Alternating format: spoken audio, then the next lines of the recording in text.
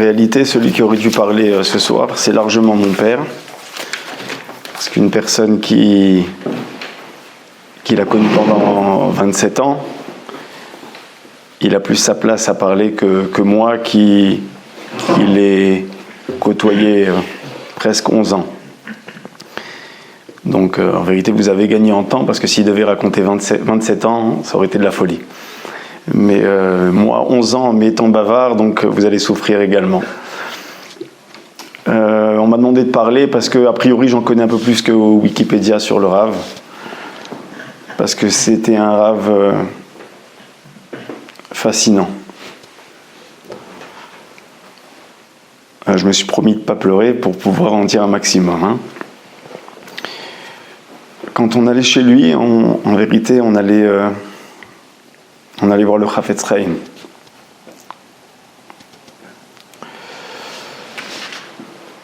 En vérité, le Rav, c'était son histoire. Son histoire, comme m'a su le dire Abraham, c'est la yeshiva de Mir. Mir qui est parti donc de l'Europe nazie vers Vilna, Vilna le Japon, et après la Chine pour Shanghai. Rav Yecheskel Levinstein, il a dit, et dans le dernier Vahad qui s'est passé chez le Rav, Motzei Shabbat, il y a 9 jours de ça, c'était moi le Baal Koré dans le Vahad, c'était moi qui lisais à chaque fois qu'il y avait des morceaux à lire, c'était moi qui les lisais, sûrement parce que j'avais une voix qui était plus facile pour lui à écouter, pas que je lisais bien spécialement. Et il m'a fait relire encore un passage que j'ai dû lire, sans mentir, en 11 ans, 20, 30 fois. Il a dû le dire peut-être lui 40 fois.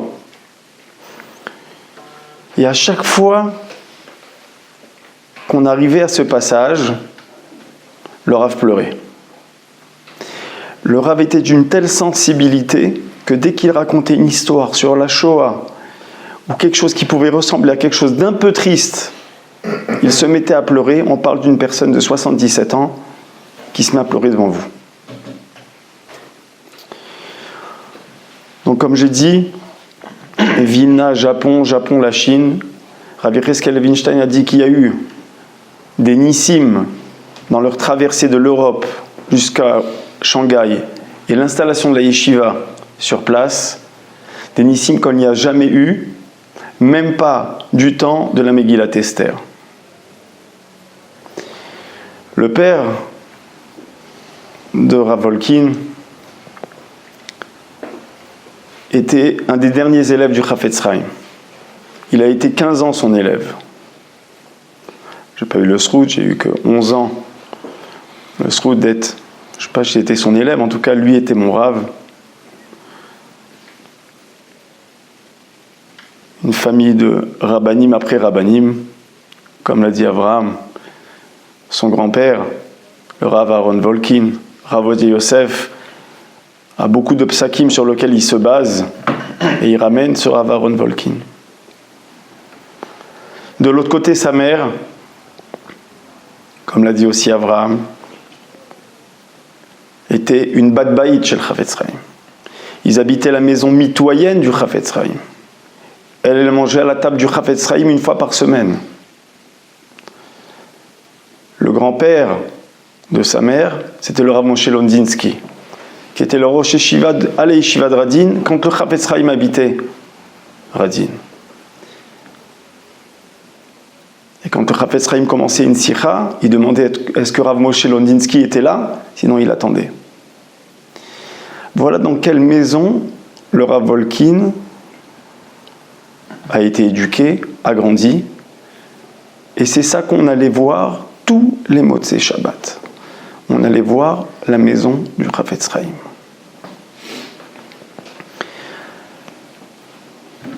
Le Rav Volkin s'appelle Rav Chaim Volkin au nom de son oncle, qui a été tué par les nazis, qui était le dernier Rosh Yeshiva de la Yeshiva de Volojine. Comme a su si bien le dire son fils hier, Et comme il nous l'avait également dit, il a dit, un Vahad avec vous, ça me donne la possibilité de vous connecter avec nos rabbinim de l'époque. Donc on était connectés avec le Chafetz Chaim, avec Rav Elchanan Wasserman, avec le Rav Bloch de Telz, avec le Rav Yecheskel Levinstein, Rav Yecheskel Avramsky. Il nous a parlé du Rav Shach. Une intimité avec le Rav Shach. Maintenant, il faut comprendre qu'il n'est pas de l'âge du Rav Shach du tout. Mais il avait cette approche avec, par exemple, Rav Shach. Il nous a raconté une histoire. Il y a un fameux discours du Rav Shach très, très connu en 1990. En hébreu, il s'appelle le Neo Mashfanim, le discours sur les lapins. C'est le jour où le Rav Shach était au stade Yad Eliyahu à Tel Aviv, je crois, plein à craquer là-bas. Il a osé faire ce que peut-être les gens pensaient à l'époque, c'est crier sur les chilonim et leur dire « Qu'est-ce que vous avez de juif si vous mangez du lapin, du cochon, etc. » Tout ça pour les réveiller, et il a réussi son réveil. Le lendemain matin,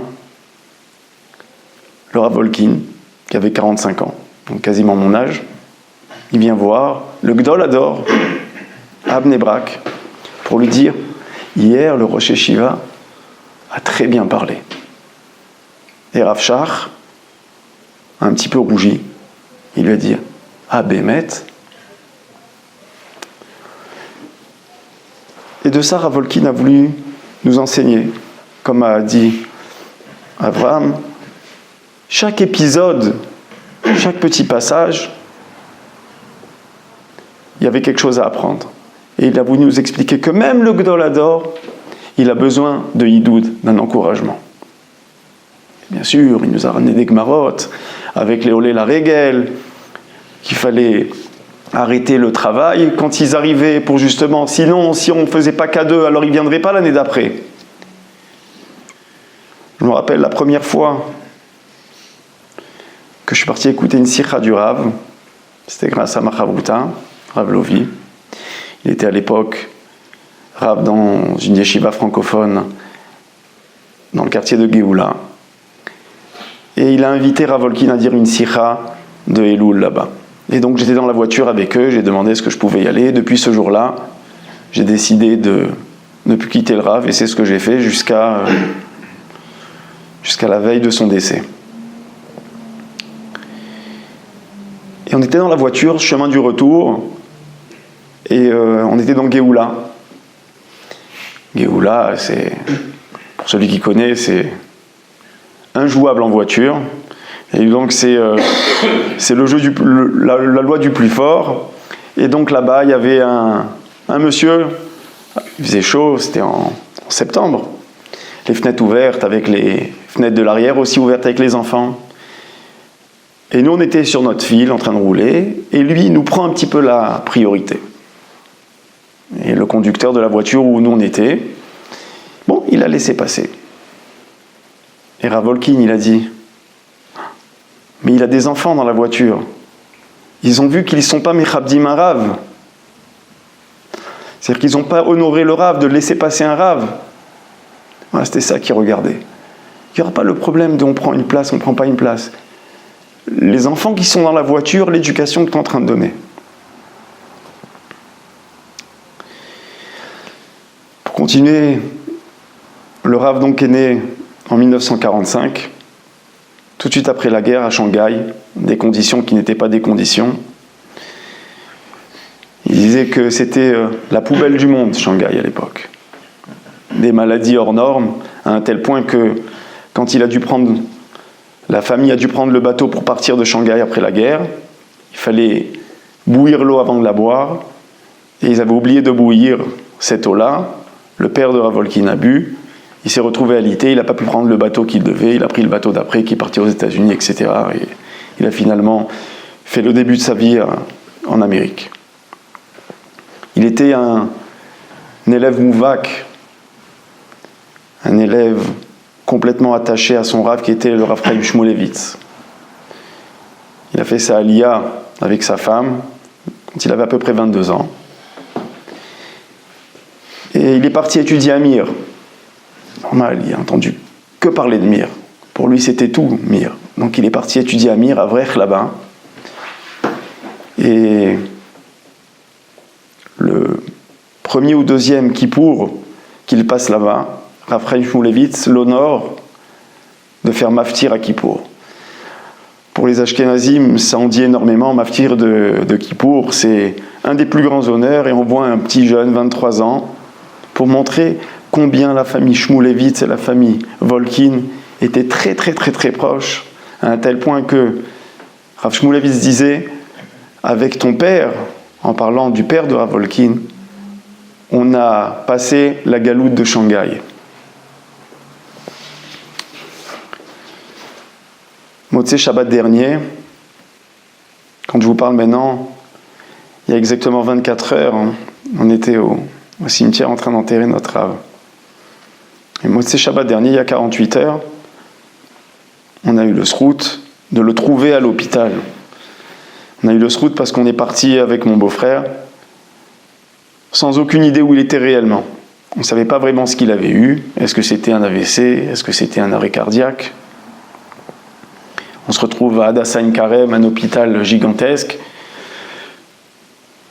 Et on fait service par service presque. Donc on va vers l'AVC. Là-bas, on se fait recevoir par des Arabes.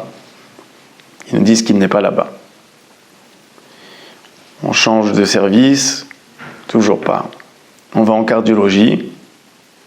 Et là-bas, il y a une dame russe qui nous dit qu'il n'est pas là, qui nous demande qui on est pour lui. On lui dit qu'on est ses élèves. Et elle propose de nous aider. Et elle nous dit en silence, il est au 10e étage, à Pnimit Bet. A priori, je crois qu'elle a transgressé un des codes professionnels. Mais en tout cas, nous, ça nous a permis de rentrer là-bas.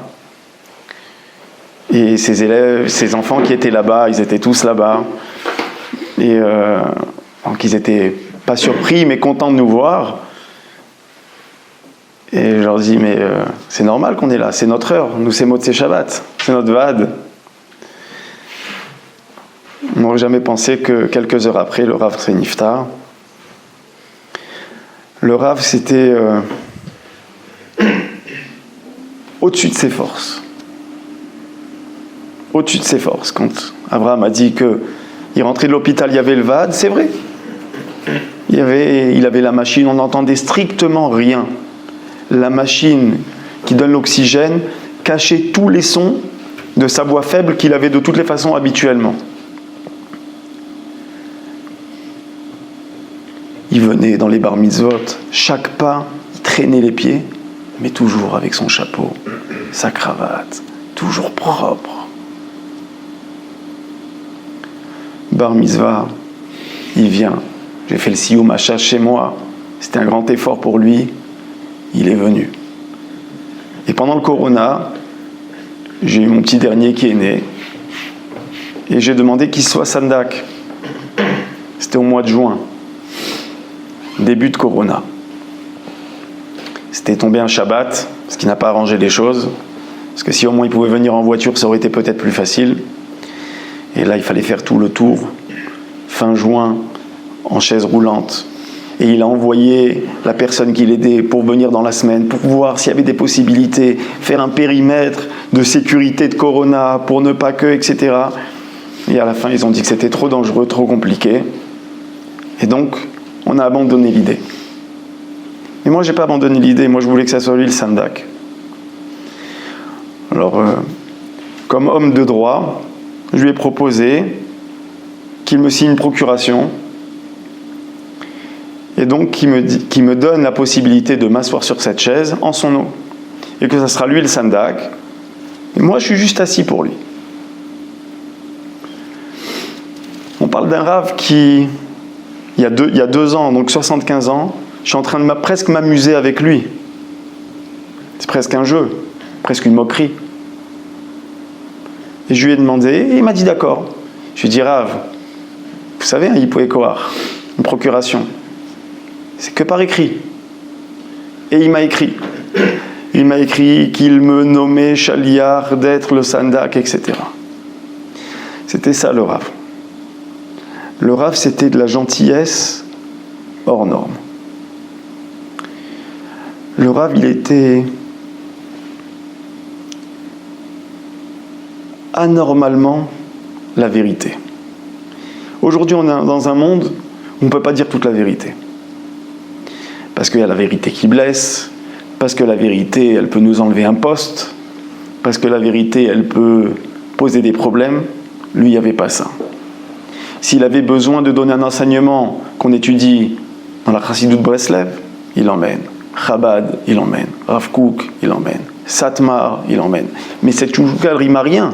Parce que, un, il est contre l'autre. S'il y a du émet, je prends. En parlant de Breslev, il nous ramenait sans arrêt un Kidve Chafetz Chaim qui dit qu'un juif qui n'est pas mitboded avec son créateur, qui ne se retrouve pas avec son créateur, avec Akadosh Baruch Hu, au moins 2 heures par jour, alors il manque dans son judaïsme. Alors il nous avait dit, allez, je vous fais une anacha, je vous fais une réduction, au moins 1/4 d'heure par jour. On a un problème aujourd'hui, c'est qu'on ne voit plus trop la présence d'Akadosh Baruch Hu. On prend des assurances vie, on fait etc., etc., etc. On laisse un tout petit pourcentage pour Akadosh Baruch Hu. Mais quand on voit une personne comme ça, on voit qu'il n'y a que Akadosh Baruch Hu en réalité.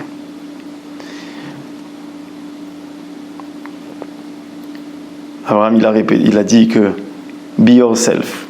C'était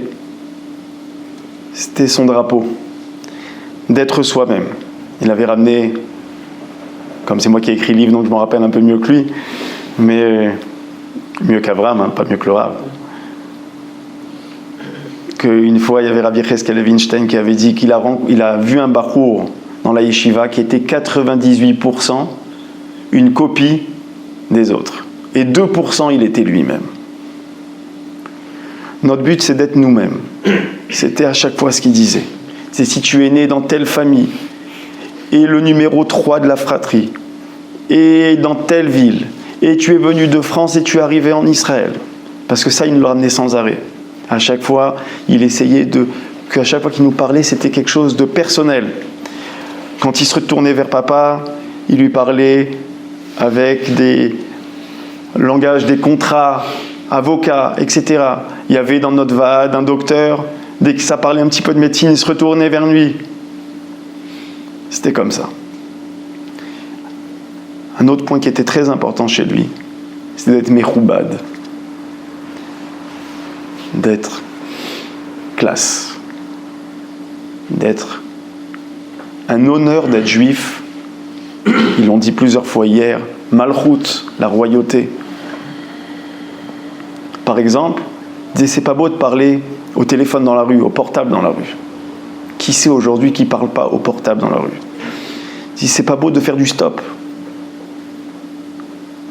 Qui c'est qui ne fait pas du stop dans la rue?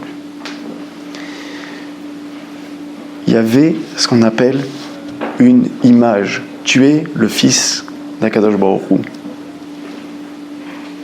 Le Hémet. Il nous ramenait très souvent une des seules sichot que Rav Nachum Partzovitch avait dit à Mir quand Rav Chaim Shmulevitz est niftar.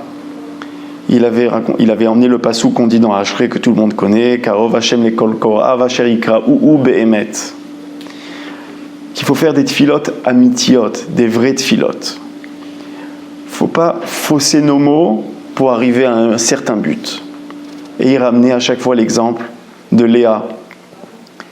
On dit que Léa, elle ne voulait pas tomber dans le chélek de Esav. Mais en vérité, ce qu'elle voulait, c'était se marier avec Yaakov. La tfila amiti, c'était de prier pour être tombé dans le chélek de Yaakov. Et voilà, c'est comme ça, à chaque fois, il ramenait des choses. À chaque fois, il ramenait, comme a dit Abraham, des maasim, des actions, des avot. Mais je vais rajouter sur ce qu'a dit Abraham. Il ramenait sur les avot aussi sur quoi les avot sont tombés. ne pas idéaliser les avot, mais d'apprendre d'eux, et pour le bien, et pour le moins bien. Et il avait l'habitude, par exemple, de nous ramener dans Toldot, Parashat Toldot, sur l'éducation des enfants, le Rav Shimshon Raphaël Hirsch, qui n'est pas accepté de tout le monde. Et il le ramenait sans arrêt. Toldot, c'était évident qu'on allait pour écouter ça, en disant qu'il fallait éduquer ses enfants selon son trait de caractère. Et s'il y en a un qui doit aller à la yeshiva, alors il faut l'emmener pour la yeshiva. Si celui-là il a besoin d'aller travailler, il faut l'éduquer pour aller travailler. Et il ramenait donc que Yitzhak et Rivka avaient fait une erreur dans l'éducation de leurs enfants en les envoyant les deux dans la même école qui était Haredi, on va appeler ça comme ça pour faciliter, alors qu'un aurait dû aller dans un autre, et ça aurait dû aller dans une autre école.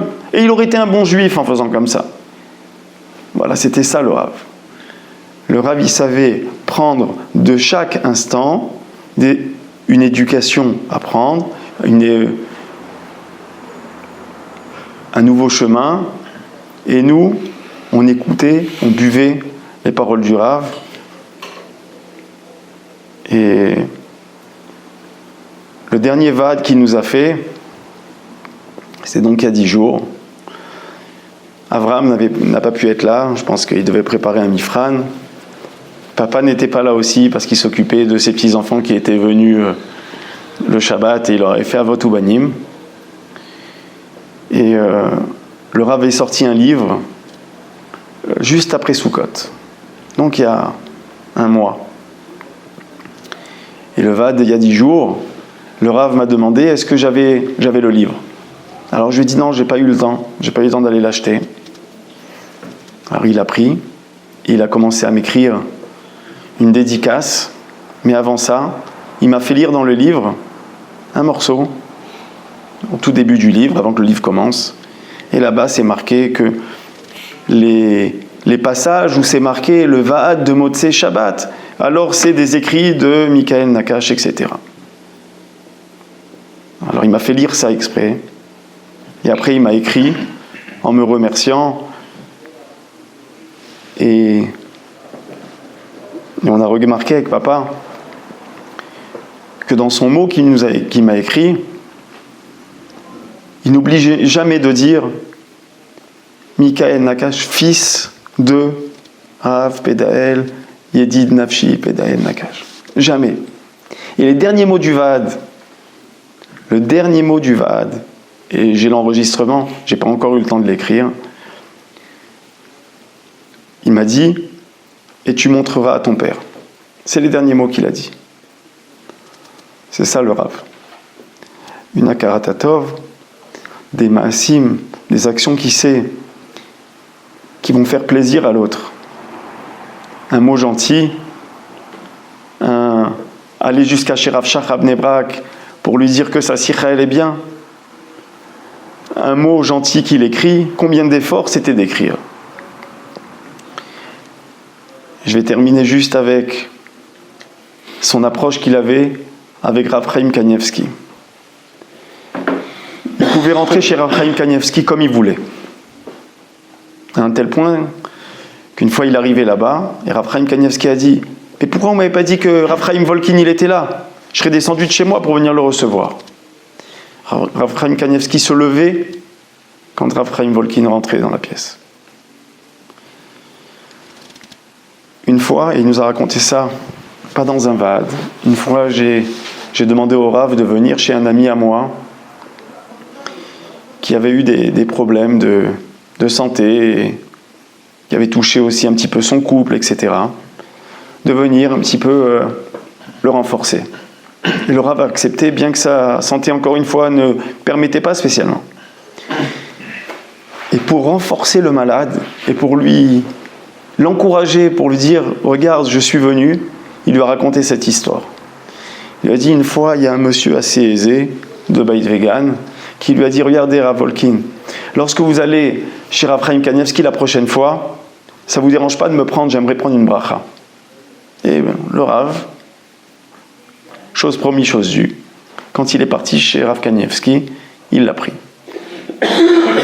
Et le Rav donc l'a présenté, etc. Il lui a demandé qu'il avait besoin d'une bracha. Et Rav Kanievski, il va faire une bracha. Alors, cette personne-là, elle a été un peu audacieuse et elle lui a dit « Rav, je ne demande pas une bracha comme ça. Je veux une bracha de Tzadik Gozer Akadosh Baruch Hu Mekayem. Je veux une bracha que quand le Tzadik il décrète, Akadosh Baruch Hu il fait. » Alors le Rav Kanievski lui a dit « Ah, une bracha comme ça.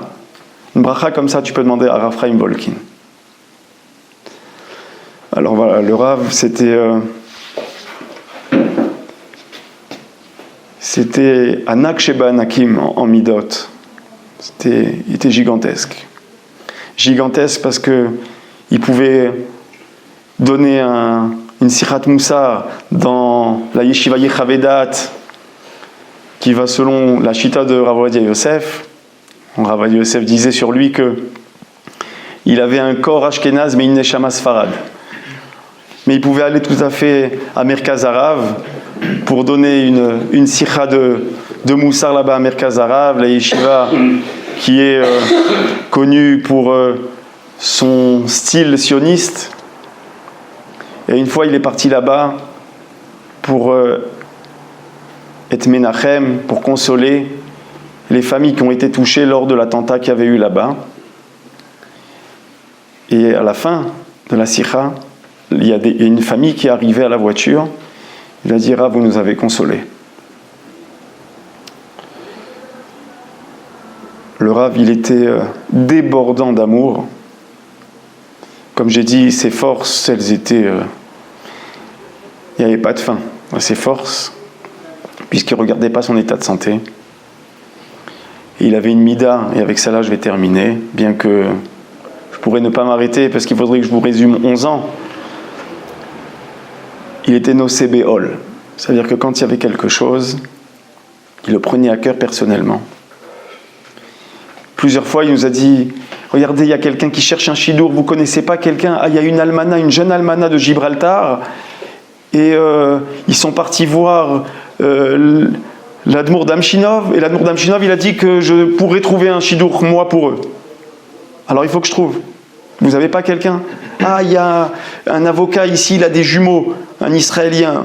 Vous n'avez pas des filles pour... » Voilà, c'était sans arrêt, sans arrêt, sans arrêt. Et un dernier enseignement, et je pense que celui-là, il est important, c'est quand on fait un Nichum Avelim. Et ça, il avait l'habitude de le dire, et de le dire, et de le redire. Quand on va consoler des endeuillés, alors aujourd'hui, malheureusement, on le fait à la va-vite, on a 5 minutes sur la montre, on dit allez, et on va faire notre BA, on va faire notre bonne action, on y va, et puis voilà. Alors il nous ramenait à chaque fois une Gemara qui ramène que, je crois, Rabbi Yochanan avait perdu 10 enfants, et le 10e de ses enfants, il avait gardé un petit os à lui.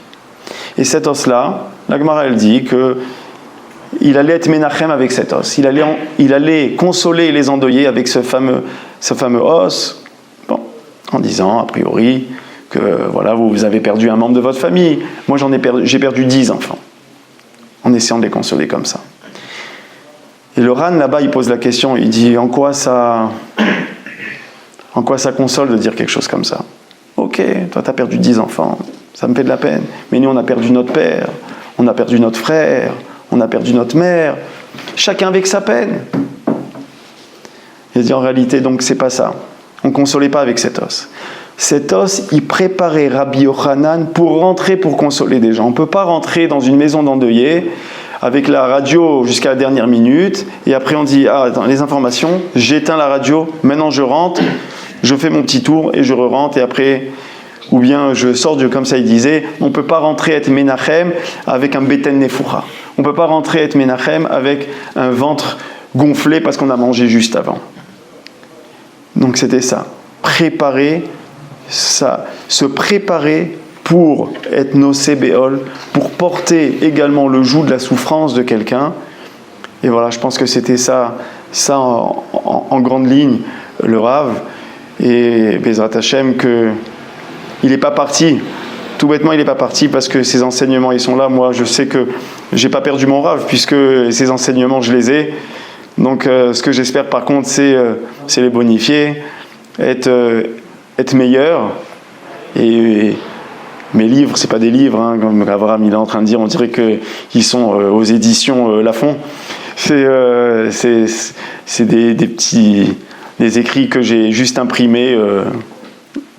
Et ces écrits-là, pour moi, c'est mon GPS pour ma vie. Et j'espère que d'abord, c'est vrai que j'ai encore d'autres années à encore imprimer, Bezrat Hashem. J'espère qu'on sera zoré de le voir très très prochainement. Bimerabe Amenu, avec le Mashiach.